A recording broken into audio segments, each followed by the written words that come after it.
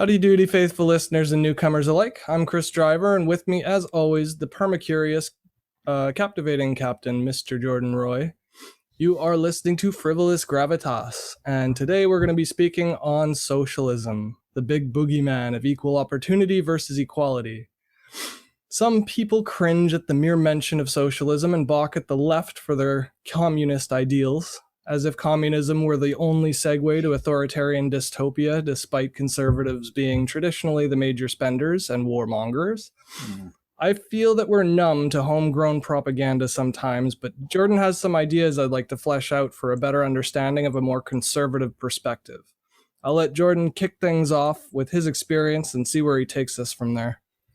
Jesus, when did I become conservative? I think that's kind of going to be a lot of the theme of today is how am I conservative? Because one of the things that I started with was when I was younger. If you do remember me from some of my younger days, I was quite the crusading fire breather, always willing to find a rampart to go die on or something. It was a bit cringy, but a rebel with a cause. Oh, a rebel looking for various causes, but a lot of the causes I ended up in were piss poor. And some of them were just kind of, I hadn't thought them through very well, or I just didn't know what I was talking about. But eventually I went to university, and I decided that I would try and actually figure out what I was learning to talk about. Now, everyone's talking nowadays about how universities and schools are indoctrinating people with this or that, and I have seen that firsthand. That is not a urban legend or an exaggeration. I have definitely seen classes go slowly from able to talk on any topic and just enjoy each other's company to Jordan disagrees with us. Let's just not talk to him. He challenges our beliefs, which we didn't have at the beginning of the school year. Thoughts are scary. Yeah. So, and like the only guy I was able to talk to in that particular class was the Indigenous guy who was kind of just there to learn a bit. So, school's a good place for that.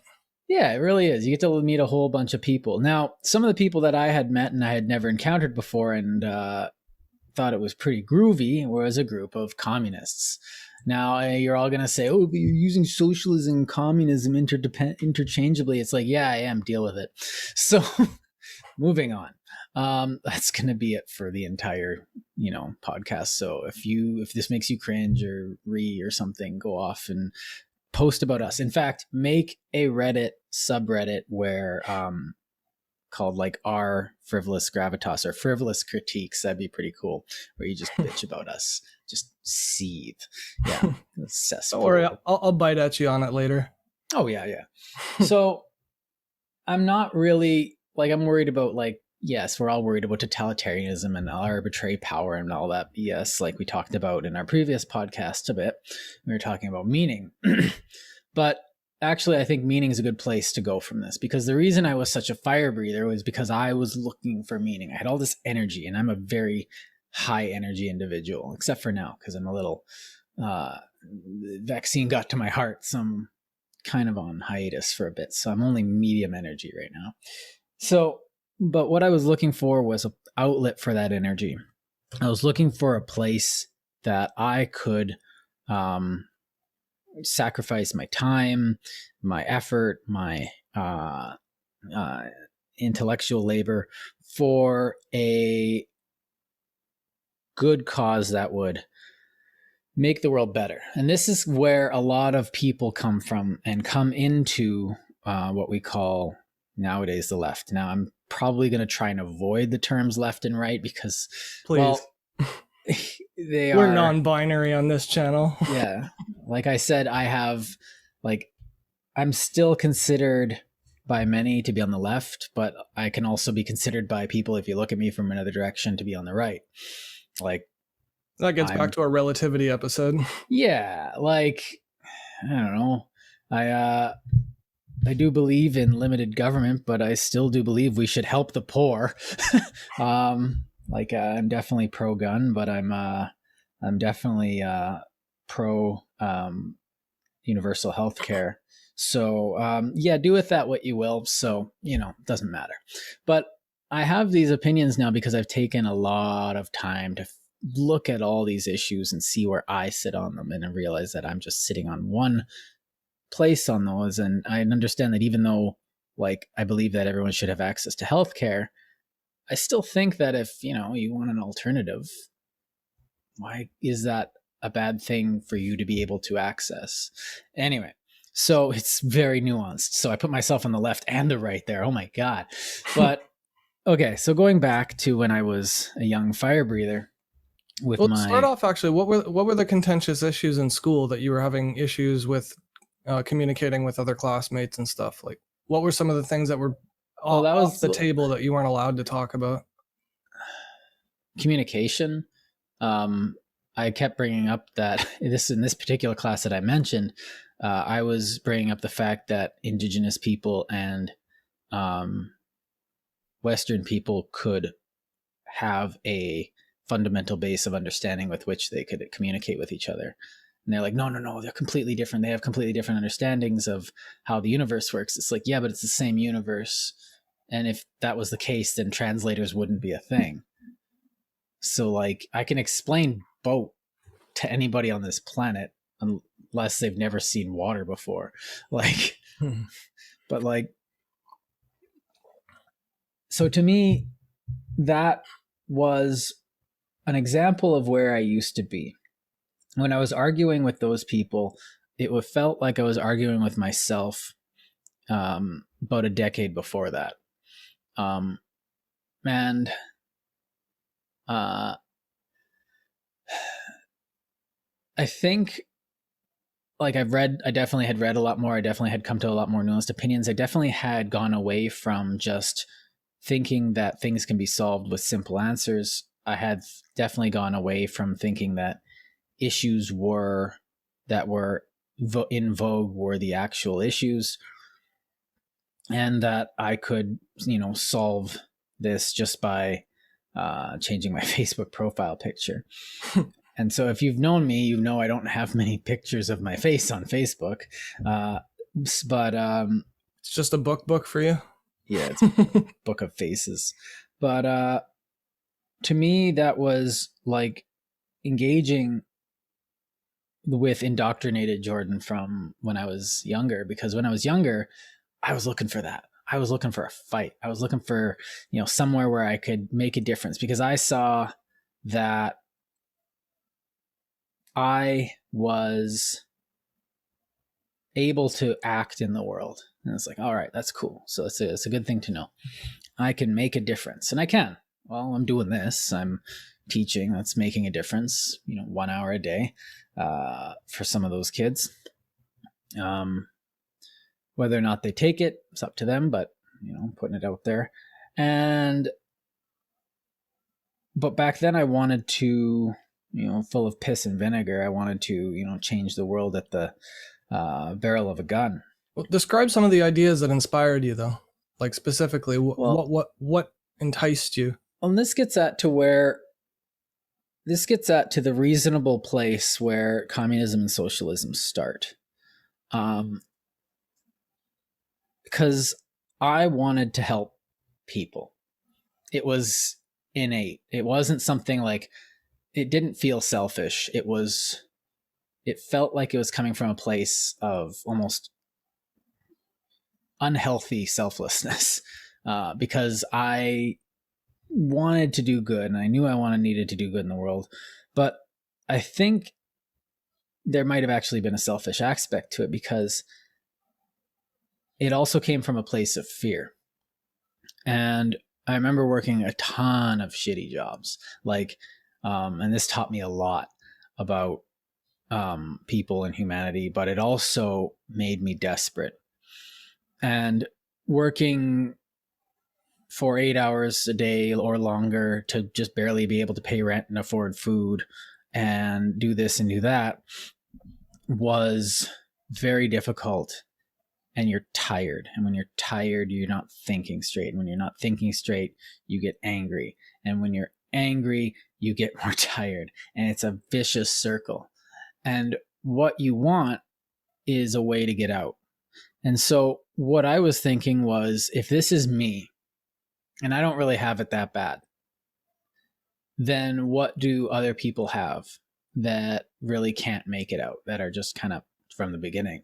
Word. So, and I was thinking, because I was absolutely desperate and I was angry, and I can understand that vicious desperation. And I thought, well, something needs to be done. And and the thing is there's two fallacies with that statement. Is that one, someone, and what needs to be done? Now, the first thing is, someone is, well, you have two hands, go do it. Well, but it usually ends up being the government. Well, the government's never solved anything. And then the other one is, a lot of stuff's already actually being done. And I wasn't party to any of that. I didn't know any of that. All I was being told is like, nothing, everything's terrible, blah, blah, blah. I was being fed what I was seeing. And from the bottom, you don't get much chance to see anything but that desperation and that fear of what's happening next. So what I did was, well, I made a plan. I need to get back to school. I need to save up money. I need to do this. So I started scraping it together, and I ended up going to school. But that want to help drove me into a few places. I knew I wasn't cut out for healthcare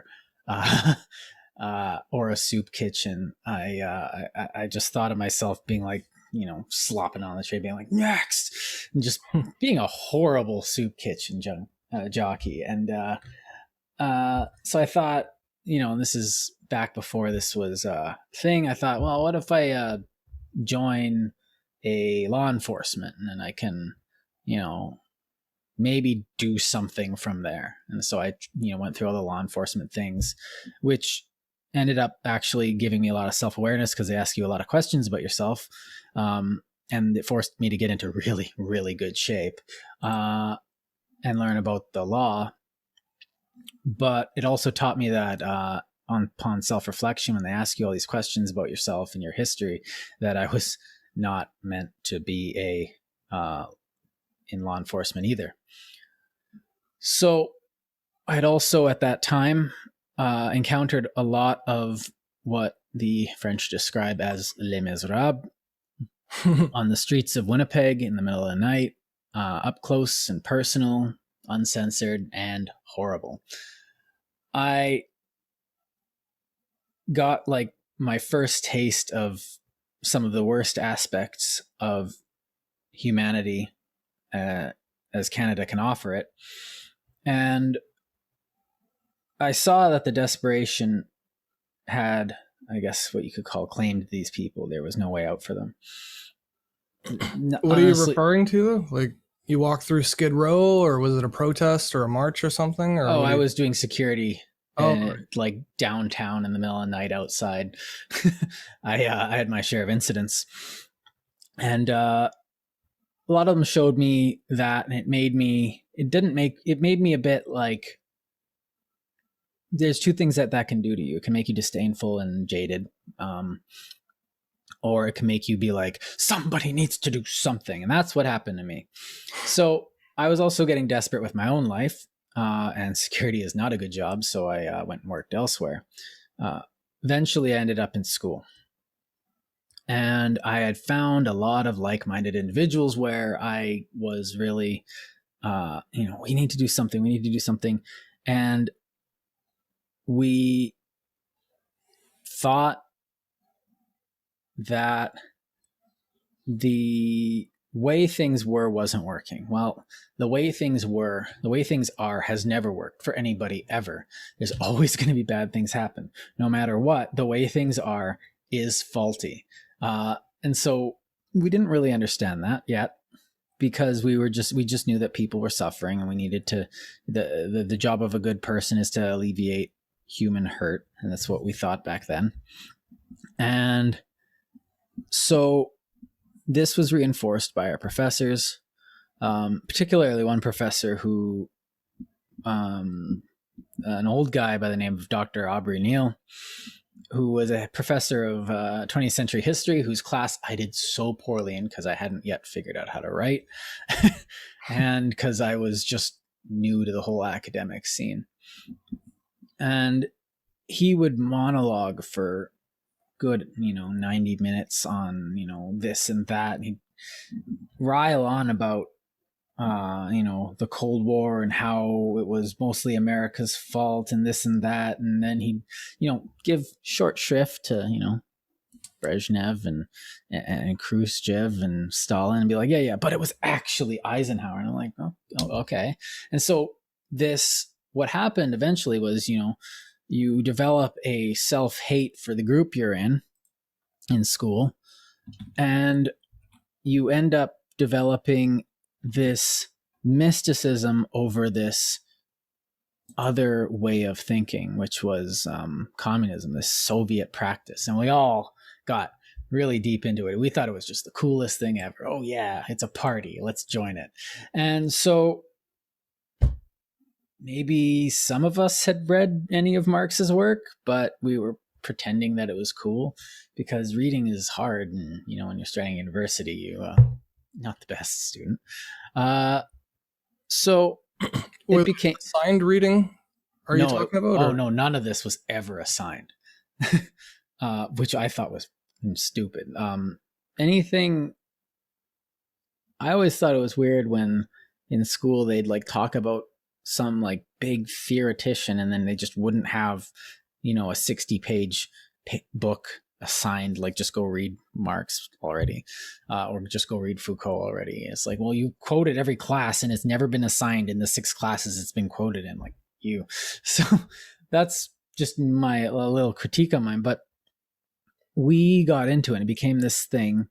And what happened was we all started to romanticize, these past revolutionaries in like China and the Soviet Union, and it's hard to romanticize Cambodia, the brave Viet Cong and all that, and Eastern Germany wasn't all that bad and that kind of stuff. And these are all lies, but Eastern Germany was garbage, as evidenced by what they had to do to bring them back up to snuff after the wall fell. But this was still happening. So this is about 2010 for me. And at that time, I had lost my job because I had lost one of my jobs because the market crashed in 2009. So I was like, capitalism doesn't work. I was firsthand account that capitalism doesn't work. Well, okay, so I'm definitely a product of my time at this point, and I haven't done my readings yet. So, and I still want to help, but I'm not volunteering. I'm not doing anything. I'm just kind of trying to get my life together and saying I want to do something that I want to help, and taking history, which is definitely not going to help the poor. Well, it can help guide them though. Like, yeah, a historical perspective is, I think, absolutely crucial if you're going to be planning forward, because you don't want to repeat the mistakes, right? Definitely. Although I've still kind of think that like history is written by the survivors and not the victors. But yeah, that's why it's important to read between the lines though. Yeah, it is. And that's why we have historians to be like, well, no, this is a fake, or no, actually it says this, you're just interpreting it the way you want to interpret it. Yeah, or this is being embellished in this way by this person because of this past, and yada yada. But context is important, as we always say. Yeah, some of the things I wasn't biting on, though, I remember. I wasn't biting on there's no absolute truth. I wasn't biting on like it's like, oh, yeah, but then how does science work? I wasn't biting on the fact that certain parties are. I really like the idea of all men are created equal. That really it really got me right here. It still gets me right here because all men are equal, where when you zoom out enough from humanity, everyone just looks the same. Doesn't matter how, how well constructed of a human you are, just if you zoom out enough resolution, we just become like, how can you tell a, like a duck from another duck? Exactly. Or like a couple ants. Can you tell like the best ant away from like one that's like kind of just doing its job? Yeah. No, they're just ants. So like there's a lot of variation within there in humans, but if you look at us as a group, then we're all just humans. So this made sense to me. And I was kind of like, you know what? But I really had an anti-American streak. Oh boy. And it was rough. What was that based in, though? What are the ideals that you were romanticizing? Can you describe it? No, let me think here. Because like a lot of it was just like, it's America's fault. Like, what's America's fault? And it's just like, yeah. We weren't really thinking too much about it, and that's the problem. So it was more an emotional thing where you wanted to do good, yeah. Felt good to be participating in some type of action. Right. And this was the exact time that I was given an outlet for exactly that in the most unhealthy way, maybe, which was in October 2011. The Arab Spring happened, and we were like, yeah. Jordan says, not knowing anything about what it's like over in Arabia. It's just like, yeah, go get them. And we're just like, okay, that sounds like something that's cool. It's happening, but it sounds romantic. People are rising up. Just the words that you're rising up against arbitrary authority. But we didn't know the power, man. Yeah, and we didn't know that it would completely backfire on the Arab people. Oh man, you poor people. It only was it Tunisia where the Arab Spring only worked? Well, it's not that it didn't work anywhere else. Like the Egyptian government was overthrown. Yeah, and they were legit. And then they clamped down and became theocratic. And Tunisia, they were like, no more corruption. The government's like, shit, we're out of here. And then they got they fixed a few things. I think the military took control for a while in Egypt. Oh yeah, in Egypt, yeah, yeah. Egypt was it? Yeah, Egypt went up and was like Arab Spring, and then the government's like, military law spring. So the people were supporting the military because the military was helping them overthrow the government. So it's really convoluted because the power is just like being thrown around like a hot potato. Yeah, it's just the people opportunists waiting to exploit the chaos. But that's besides the point. When that sentiment got to North America, it became the Occupy movement, and a bunch of hippies. I'm saying that unironically, like literally hippies. Some weird Christian movements, some fringe Christians, and I'm not going to get into them. Look up 12 Tribes of Israel. It's like a commune in Manitoba. They were there, but the communists, socialists, just general leftists, self-described leftists, so I'm using that, and people who were tourists. So like, I guess I could be considered a tourist when I was at the latest Greta Thunberg rally, where I was showing up just to be like, oh, there's a big thing happening in my city. And I ran out and was like, oh, wow, look at this happening. This is terrifying, but it's really cool to watch. Look at these people who are going to want to fight, but it's just, they're not going to get one. And I'm just sitting there being a tourist, and people are like, oh, I'm so glad that so many people here. I'm like, yep, I'm not partisan here. But they're were tourists. All journalists. Yeah, everyone's just journalists. Yeah, that'd be hilarious. But there were a lot of those, but there was a lot of people that were just kind of unemployed happily.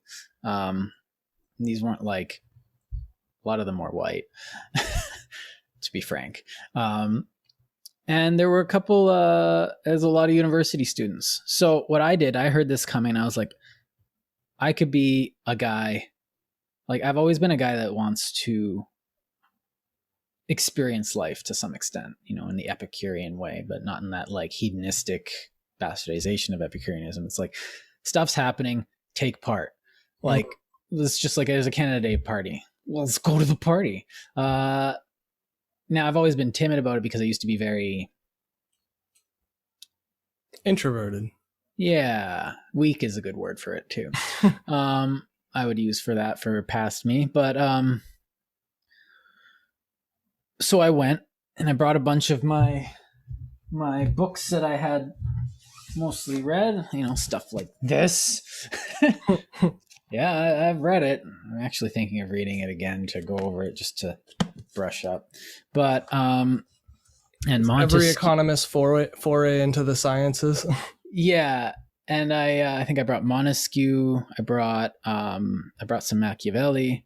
I said, let's go to work. Like this is like you're all bitching about economics. So I hadn't really got into it. So I didn't know. I wasn't part of the rah-rah crowd and the whatever the heck they were. But I liked the slogans, end economic feudalism. I liked all that stuff. I liked carrying around a sign, and damn was I good at it. Oh boy. Yeah, that was scary. I'm glad I didn't go down that path. So what happened like from all this? I met the people there. That was the problem. I met a few people that actually became friends with. One guy, this Asian guy, John, who I would hang out with every once in a while. He was a weird guy, but kind of really fun to be around. And there was a bunch of other guys from Human Geography, which is literally just, that doesn't mean anything. I'm sorry, guys. I literally said to them when I met them, it's like, oh, we're in Human Geography. It's like humans living places. That's literally anything. You could study anything under the heading Human Geography. So they're like, yeah, pretty much. So these people were fun to hang out with. We hang out with them at the bar a bit and talking about like social issues and what can be done. You know, one of them is a vegan, talking about that. I'm like, oh yeah, I'm never going to stop eating meat. I'm sorry.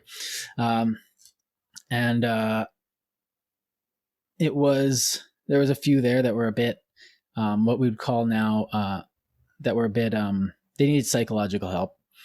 But we would call that now, non-conforming, I guess. Not in a trans way, just like in a societal way. I'm just different. No, you need a therapist. At some point, you just there's like certain times when you're a bit different, and there's certain times where you should get a therapist. But I'm not saying that these people were bad or that they were the best people ever. They were just people, and they were the type of people which you would see a cross section of as representation of the academic world.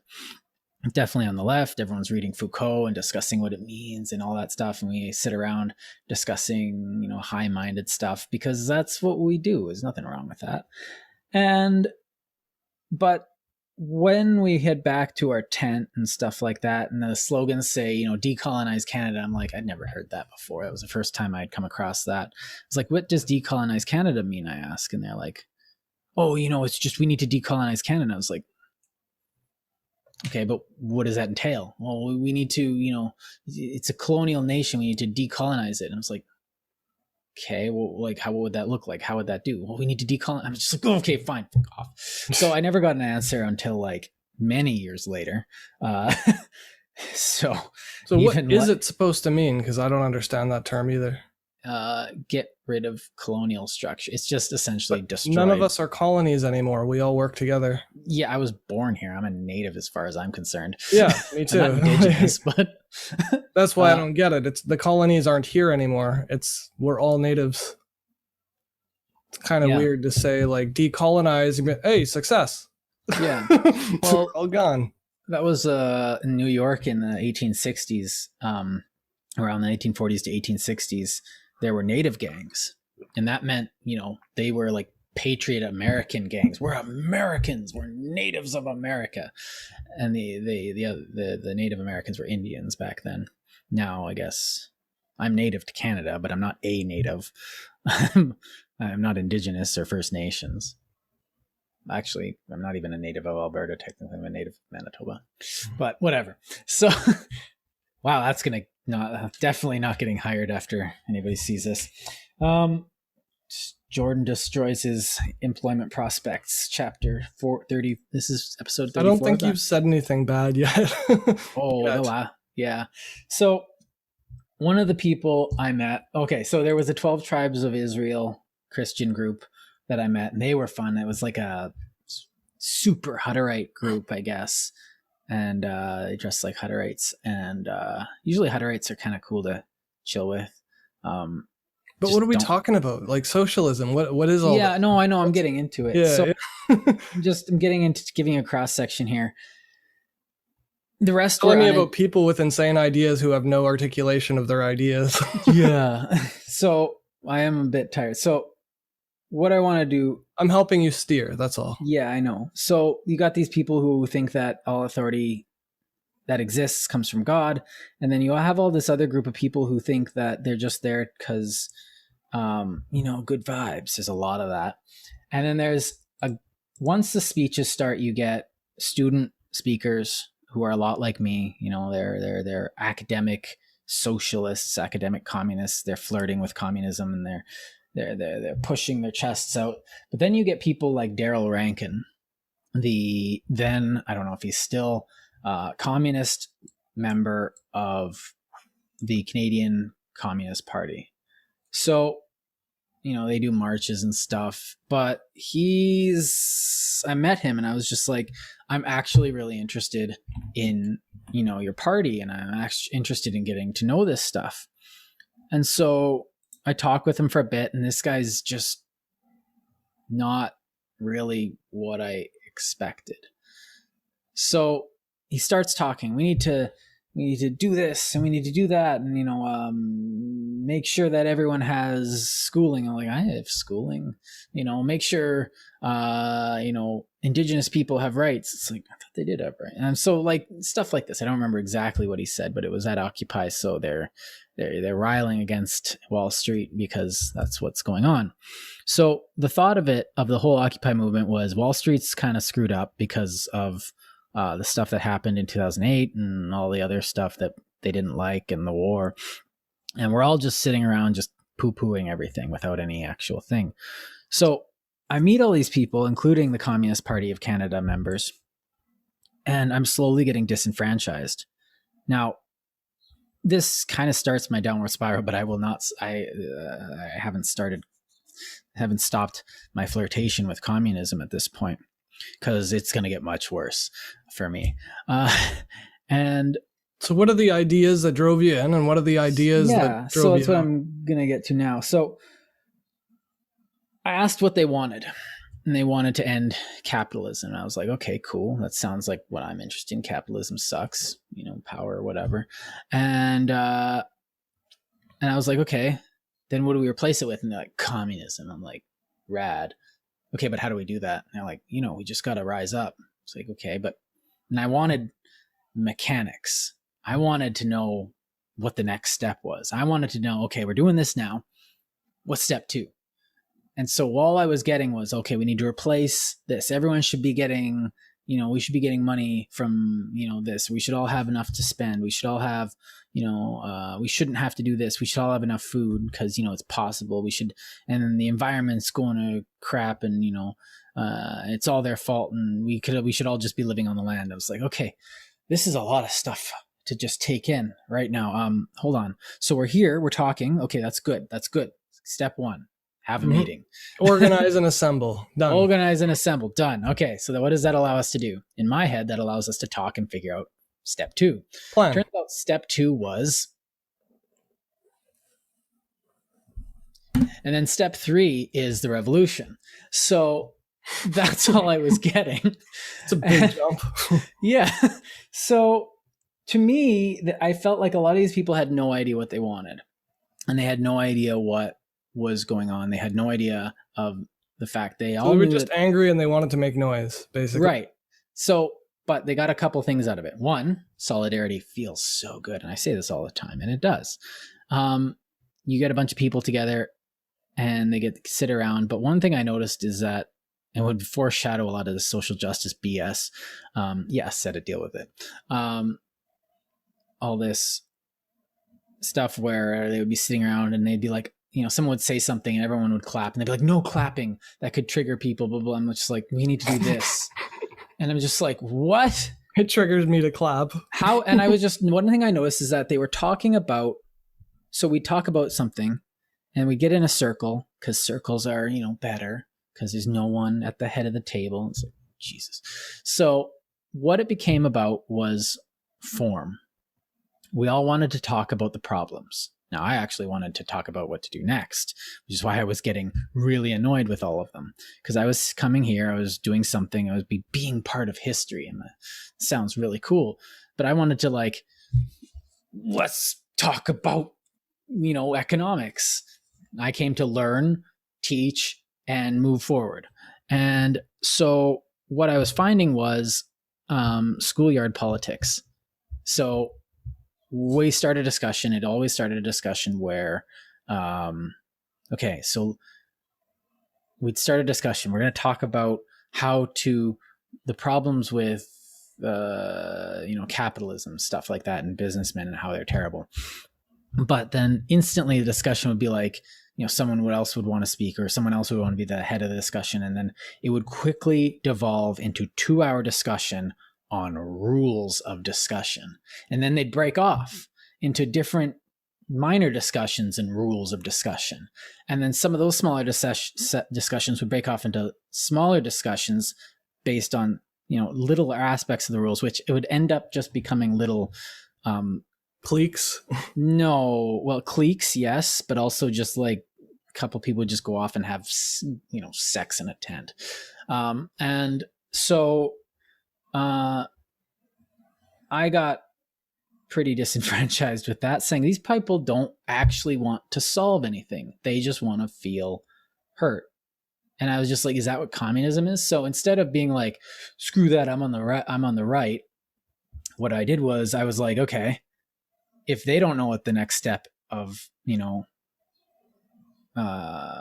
revolution or whatever is, well, then I got to figure that out. So, and how do I figure that out? Well, I got to actually learn about this stuff. So I continued my school, which, in hindsight is actually kind of reasonable. And I'm kind of glad I didn't just be like those people. That's entirely reasonable. What better solution would you find than I should get educated so I can be a leader? Like, that's the best thing you could possibly do, in my opinion. So it turns out that, communist sentiment was in style in the academy, as is very in evidence now. But it doesn't really offer any solutions. You want to overthrow the system. Okay, you want to be that. But a lot of people, including myself, were using it to be like, yeah, I was at Occupy. Aren't I cool?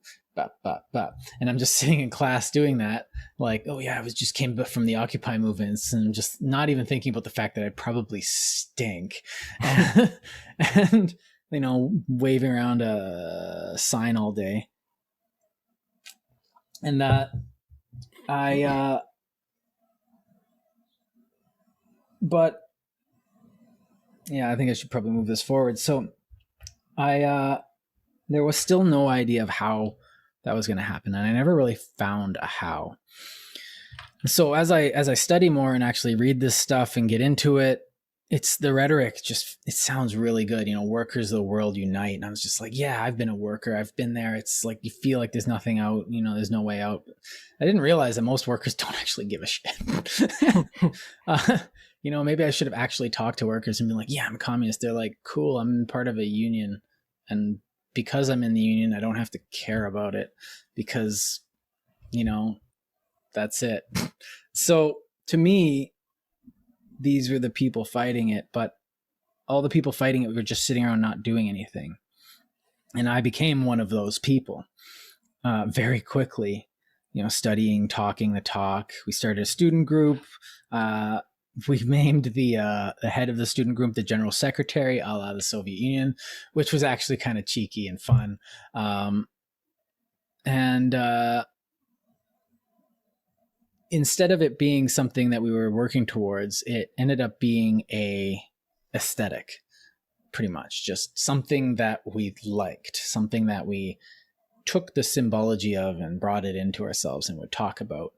And every once in a while in class, we'd be like, well, how does this help the little people? How would this help? And that was the extent of what we were doing. How does this help, the small people? We need to hear more about the stories of the underclass, less of big man history, less of this. And it's just like, that's all we were doing. We were just critiquing stuff, and we were just poo-pooing stuff for like years and years and years. And eventually it got to the point where I was actually being very open about this stuff. And this was about 2014, 15 or 16. Around that time, society was getting pretty fun, wasn't it? I remember being very openly communist around that time. And it was really cool. Everyone was doing this. I was getting kind of side eyes, but I wasn't seeing them from, people who were like, okay, sure, whatever. Damn pipsqueak, don't know what you're talking about. And, I was saying stuff like, oh, well, it's never been tried before. Oh, well, they haven't done it right. Oh, I got, supplanted by this and that. If we actually did it, I had this like anarcho-communist vision that if we, did it just right, everyone would just end up with stuff. So this ended up, and then my theory of this was that like, you either work within the government or you overthrow the government and supplant it with some kind of new thing. And so what do you think that would look like? What is that new thing? Oh boy. It would be, so in my head, my brilliant mind, IQ of 900 minus about 800, was that, you get in there, kick everyone out, and then you petition the populace and slowly build up a series of judgments and precedent very carefully. But like as a group effort or what? Yeah. Or do you delegate one person to do on behalf of the group, or do you have committees and you separate?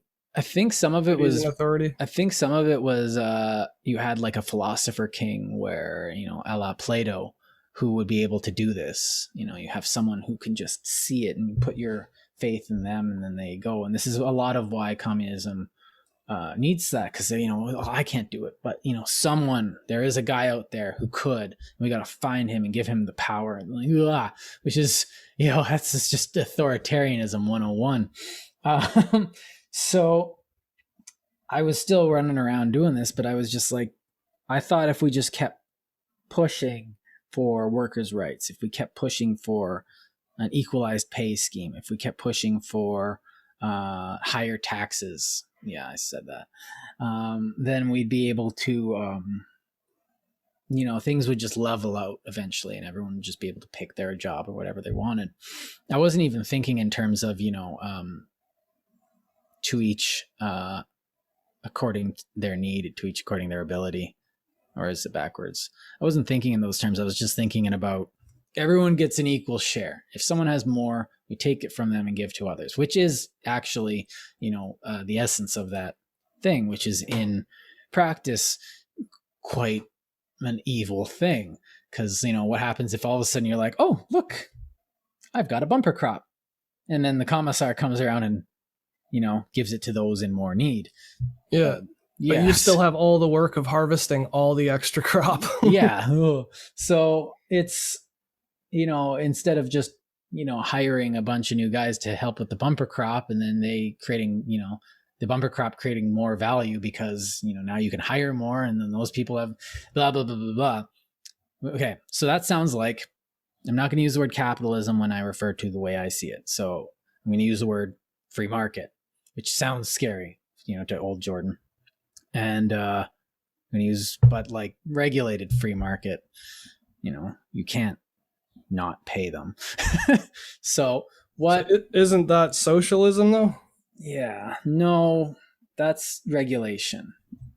just because the government dictates something doesn't mean that's socialism. We still need a government.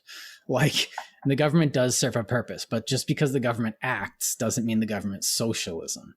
That's kind of a fallacy that we're getting with that left and right thing, where like, well, if the government paid for something, well, that's a socialist thing. It's like, well, technically, according to the definition that socialists have for socialism, but like, it's just roads, buddy. So if a government makes a regulation, though, that specifically protects employees, that would be socialism, would it not? Because it's protecting society and people. No, that's just a regulation that protects employees. Why do we have to call it socialism? But isn't that just by definition socialism? When the government imposes restrictions on an employer so that the employees and the society is better off, that they wouldn't otherwise have done? That is what socialism does. But I think that capitalism would be slavery. It's the exact opposite. And we're talking about abject capitalism and abject socialism, obviously. I'm trying to move away from these labels, not these labels, these categories, because socialism likes to say that exactly that. You have, once the government does something for its people, then that's socialism. And it's just like, no matter what happens, that's socialism. So it doesn't even matter. And the socialists like to say, well, you're already socialist. Well, no, I'm not. I just believe in helping people. Well, that's socialism. It's like, I'm not a socialist. I can help people and not be a socialist. And because socialism and communism are inherently teleological. They have an end point. They're going somewhere. You're helping the poor in order to further a cause, not just to help the poor. You're not making, you're not funding soup kitchens because you're a communist. You're funding soup kitchens or because you're worry about the poor. So, but you could also do that as a capitalist, right? Like you could have a soup kitchen set up so that your hospitals aren't overwhelmed with starving people, because having a hospital overwhelmed with starving people is preventable and it costs more money than just feeding them. Well, look at someone like Henry Ford, who is a contentious example, but he paid his employees more. Well, why? Because he wanted them to be able to afford his cars that they were building for him. So he thought, I'm building cars so that I can sell them to everybody. So he's like, I'm going to pay them more and give them health care and give them, free church, and we give them churches and grocery stores and blah, blah, blah, blah, access to everything because they work for Ford. Now, there are a few rules. You're not allowed to cheat on your wife, which is, it was the first example of this. So, and he was a eccentric fellow, but he was not a socialist by any means. In fact, if someone spoke the word union or something, he'd have like goons outside his door. But what he was doing, like by paying them enough to afford their accommodations in their car, one could say this is a socialist policy, paying them a living wage is what they call it now, or giving them health care. But this was for the point of it wasn't to further a, abstract political end. It was so that he could make money off the people that were working off of him, because a good deal is one that benefits everyone involved. A good businessman, is one that where it's like, okay, that never let a sucker get away with his buck kind of deal that's evil shit. Like that's the kind of thing that I used to think that every capitalist was. Someone who's just out to take from others. Everyone's just cynically out to grab everything else. But I've seen deals where it's like, okay, I give you something, you get something. Everyone's enriched and everyone's happy. Well, no, but you're taking my money. It's like, yeah, but I'm giving you an hour's worth of my life and teaching your kids. So yeah, I'm saving you 10 years of your studying so that you could do it yourself. Yeah. So like, this is an exchange. This is not zero sum. So let me just put a pinpoint on that then, just to make it clear. It is possible to have the same approach by government and intervention by government be both or either capitalist or socialist, depending on the motivation for that implement. Yeah. So in other words, you could be a capitalist, strictly capitalist, and make an economic decision to feed poor people so that they don't wind up in your hospitals and cost you more money. Or Yeah. you could be strictly socialist and just say, I want people to have a better life and nobody should go without food. And for the good of humanity and mankind, we should just feed people. And that would be a purely socialist perspective because they're ignoring the financial aspect of feeding people or starving people. Yeah. And this is kind of like, yeah. I think this is the biggest fallacy when people discuss socialism versus communism and capitalism, is because they think in these absolute terms that you can't have a soup kitchen that's capitalist and you can't have a grocery store that's socialist. And the real crux of the matter is everything is not one way or the other. It's not black or white. Everything is a meld of socialism and capitalism, no matter how you approach it. Yeah. And like, you have the idea that like, and definitely I get this, is where the people coming to the soup kitchen are really angry, and it all depends on how you see money too as well. Cause like a lot of people see like money is the root of all evil, which just sounds really good. And then you get your taxes in the mail, or you have to pay for stuff. And why does everything cost money? That kind of thing. And you're just like, oh, you get another bill and you're like, you were saving up for something and that's out the window. And, I can imagine in the States right now, you get the medical bill and you don't have insurance. Yeah, that's fun. I remember not having insurance and having needing a root canal. That was fun. Yeah. So, and yeah, Dr. Perry Kimmelman is not a good dentist. Don't go to him. He cost me more money. Yeah, I'm calling you out. You know what you did. I spent more money because you didn't do your job.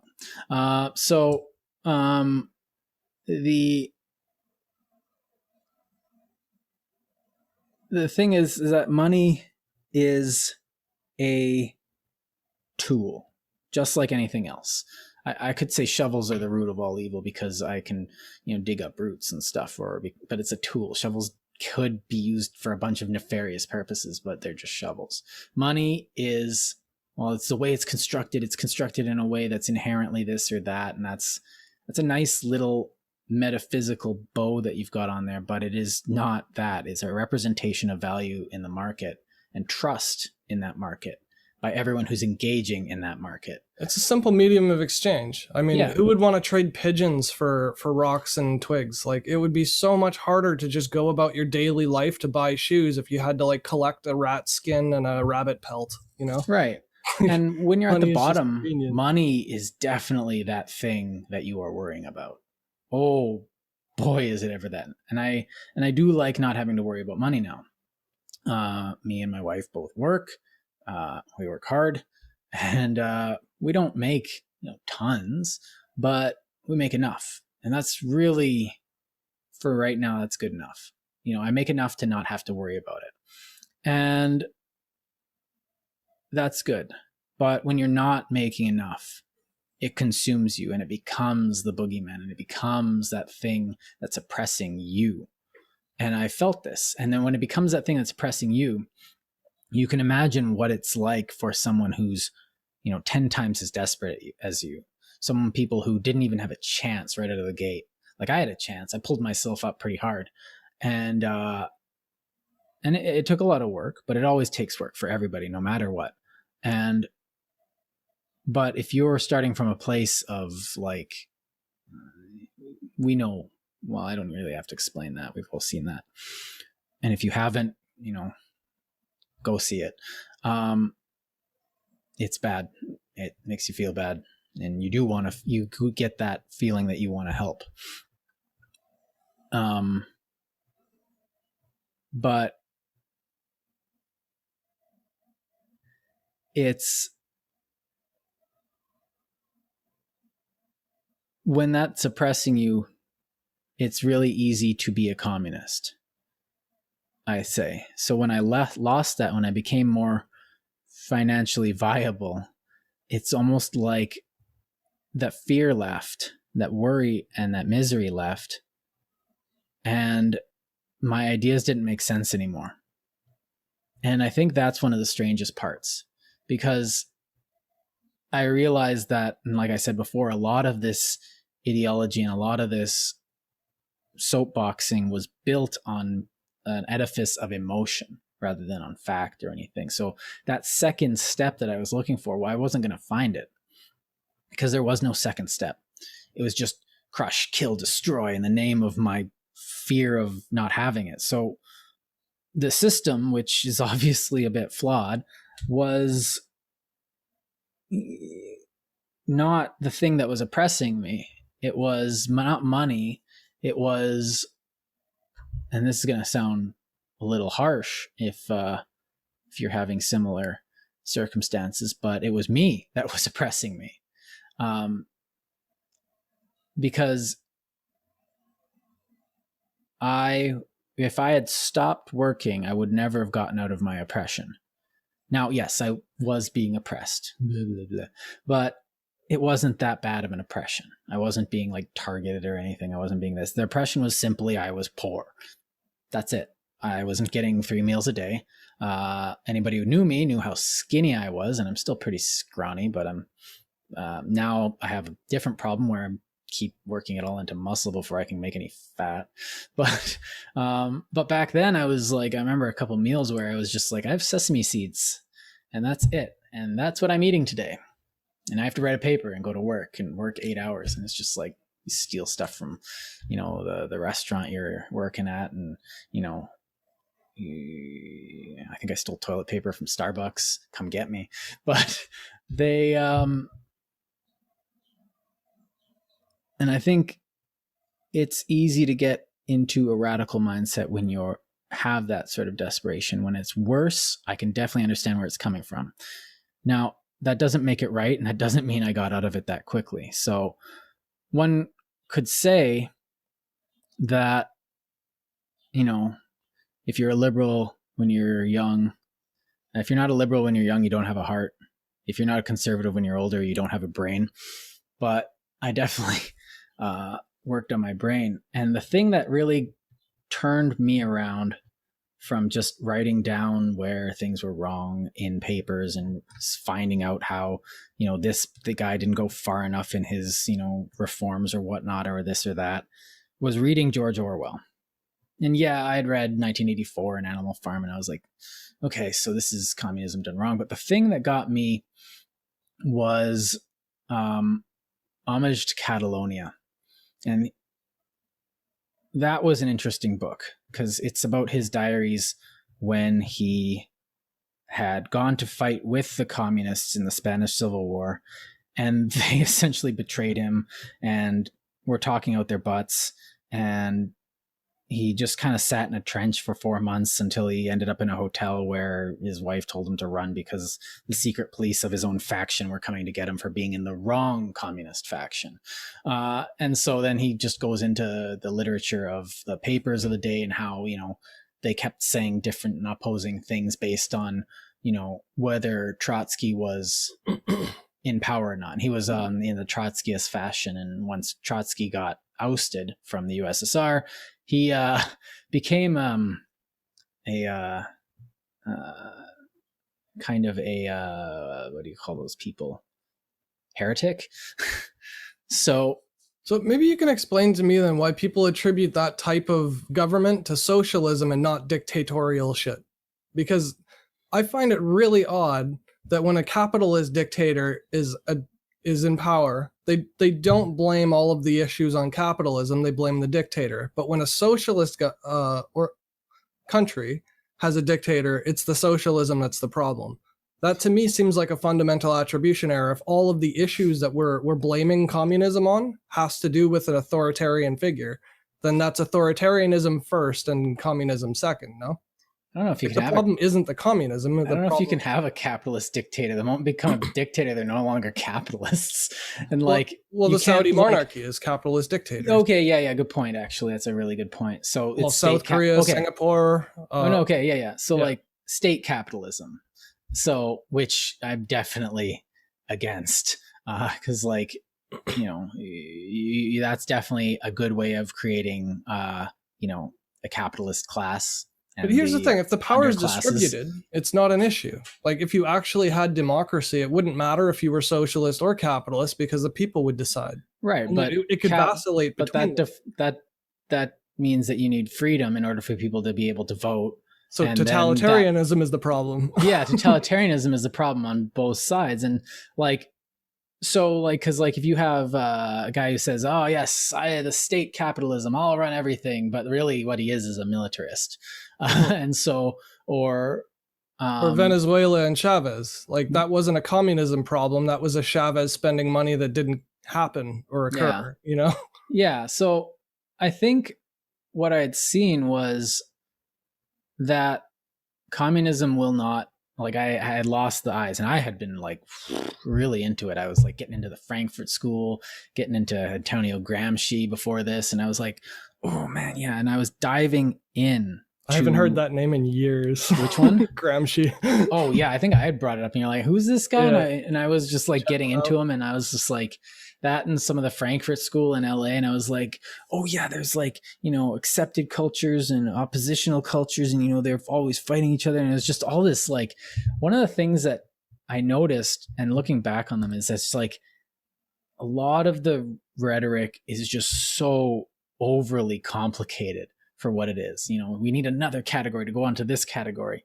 And we have, well, you're part of an oppositional culture that's wrapped up in the rhetoric of blah, blah, blah, blah. It's like what you said. You need a step 2. You don't need more labels and categories and more talk. What you need is an actual organized plan. We're stuck making rules in step 1. It's like that one, if you go, our watchers can go look up the, I think it was the San Francisco Communist chapter, where they're trying to have a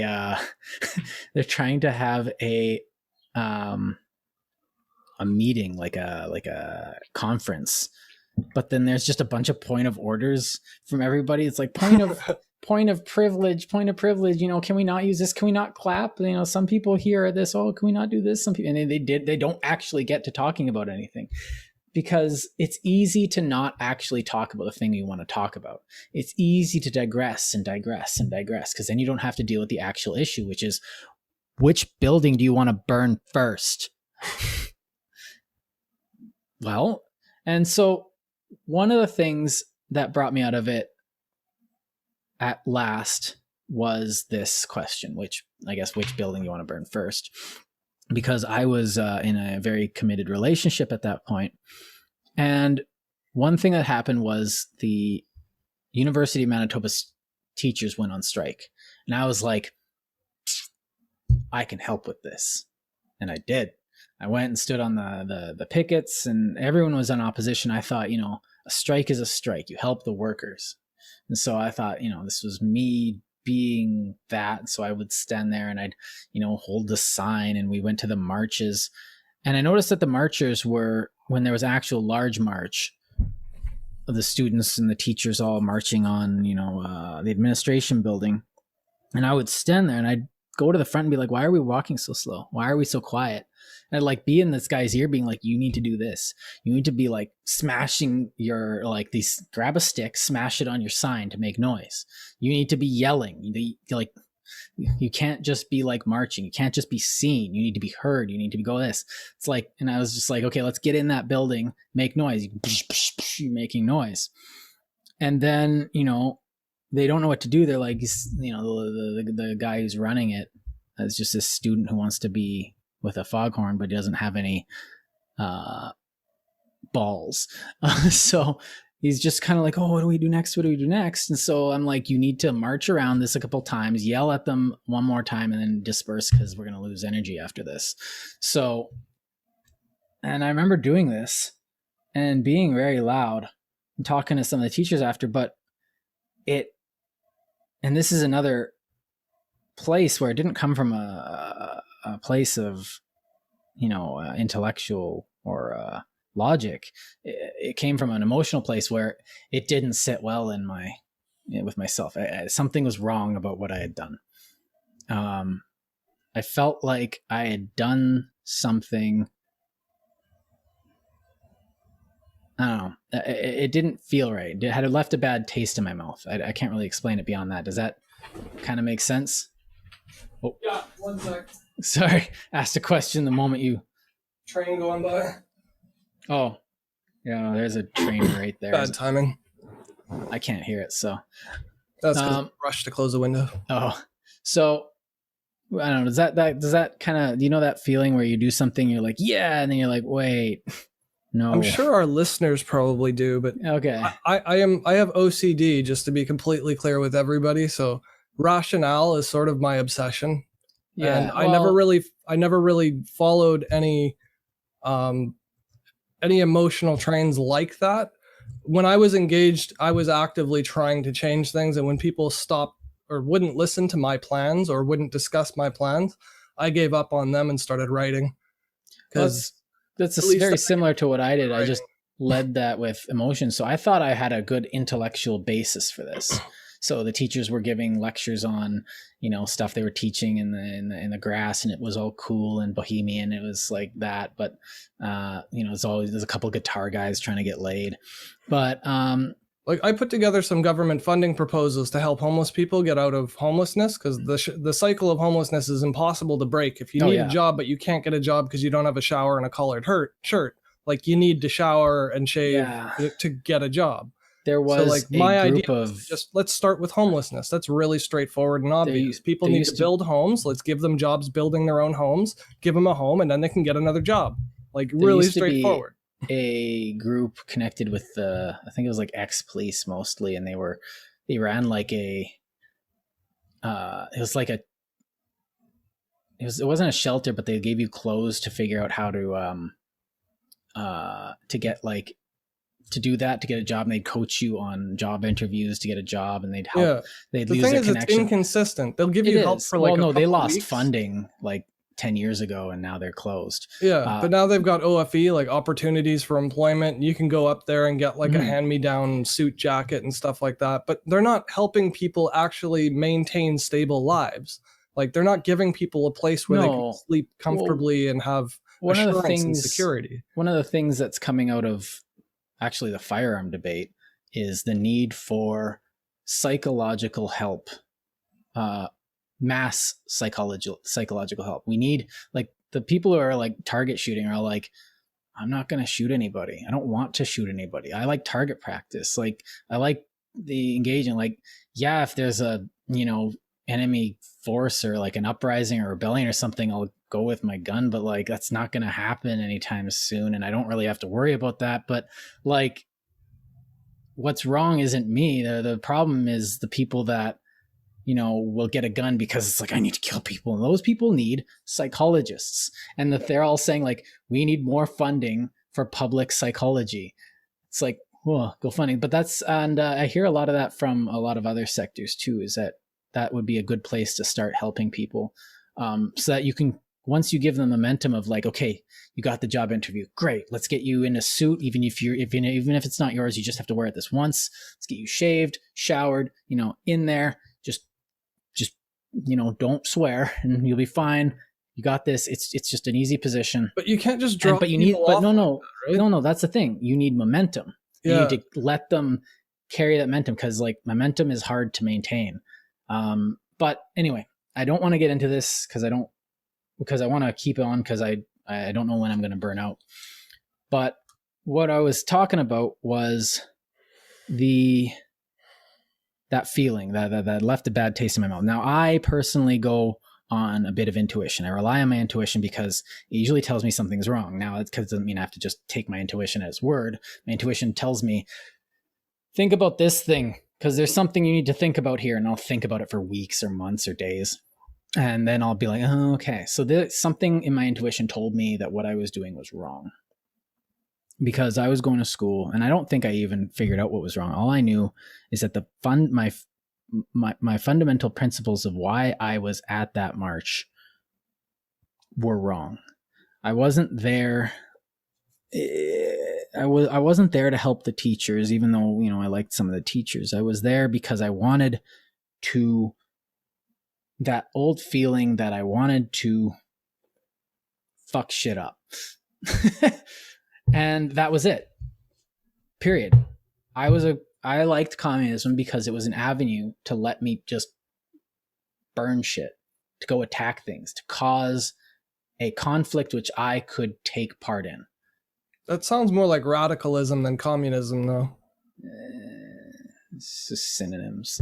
But oh yeah, that's definitely getting Not trouble. really. Communism relies on ideas of distribution of assets, whereas radicalism relies on just the feeling. Radical ideas of distribution of assets. No, but well, actually, no, but like it is to some extent that, but those come from, I had realized, I think, okay. Like if you were raised in Afghanistan, you would have been radicalized to be a terrorist. Oh yeah, definitely. Oh hell. Fuck. Most people would. I would too, because I would have been mad and poor and broke and had desperation. It's so easy. They offer you a bunch of money to like take care of your family. All you got to do is shoot people and live well. Sure. That's what you got to do. It's just like, and it feels good because they're not thinking. But that's really not what we're discussing. No, well, here's what I mean. It is what we're discussing. Yeah. But it's not the subject of the. So maybe we'll change the title to something else. But yeah. So what I wanted to get at too here is what I had realized is that I had before wanted equity. Yeah, there you go. And what I had gotten was equality. And I built my equality myself. I had,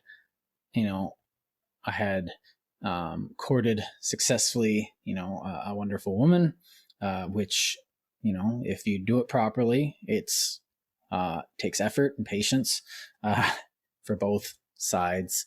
It's not a sexist thing. I had worked my way up. I had done my time in labor and retail. I think retail was actually worse than labor.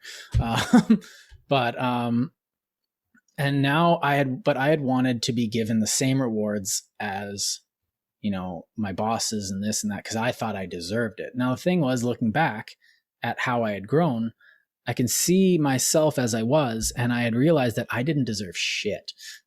I wasn't worth crap back then, and I was working my ass. I could have probably worked harder, like gotten more hours, gotten a second or third job. Actually, I had 4 jobs at one point, but whatever.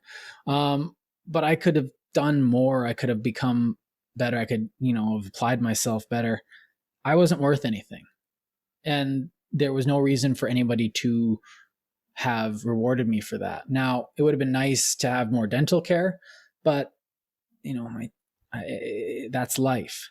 And now that I've worked my way to a point where I can see myself as I was, I don't think I needed that. And that's one of the problems I have looking back, and that I couldn't have articulated then with socialism, communism, is that we want to give things to people that we can't give them. There was no one that could have paid me money. There's no one that could have given me the things that I thought I had needed or desire or earned or something. And it was all based on stupid, arbitrary stuff, which would have amounted to me wanting to be a playboy anyways, just spending money because I could. Everyone should be able to live like that, like if they want. It's like, no. And so I had equality, and it allowed me to work up. And what I was wanting was equity. And I think that's a good place to take the conversation from here. So maybe we'll take a break and then dive into that after the break. Okay. Sounds good. You're listening to Frivolous Gravitas. Come back for part 2.